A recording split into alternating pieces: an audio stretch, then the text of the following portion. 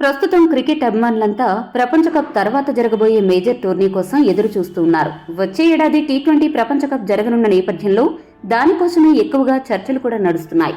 అయితే అంతకంటే ముందే ఐపీఎల్ సీజన్ జరగనున్నందున అభిమానులు ఈ టోర్నమెంట్ కోసం కూడా ఎదురు చూస్తున్నారు. ఐపీఎల్ నిర్వాహకులు కూడా రాబోయే సీజన్ కోసం ఏర్పాట్లను ముమ్మరం చేస్తారు.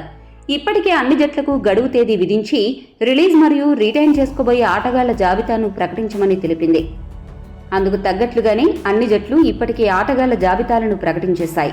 ఈ హడావిడంతా ఒక పక్క నడుస్తుండగా మినీ వేలాన్ని దృష్టిలో ఉంచుకుని కొన్ని జట్లు పర్సు మిగిల్చుకునే ప్రయత్నం చేస్తూనే ట్రేడింగ్ చేస్తున్నాయి.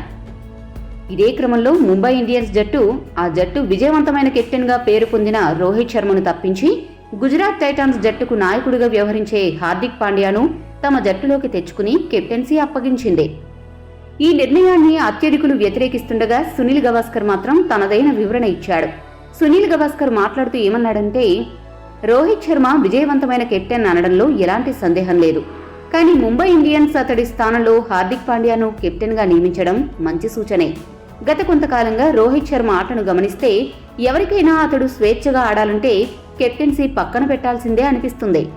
ఇకపోతే హార్దిక్ పాండ్యా కెప్టెన్సీ గురించి అందరికీ తెలిసిందే. గుజరాత్ టైటాన్స్ జట్టును గత 2 సీజన్లలో కూడా ఫైనల్ చేర్చాడు.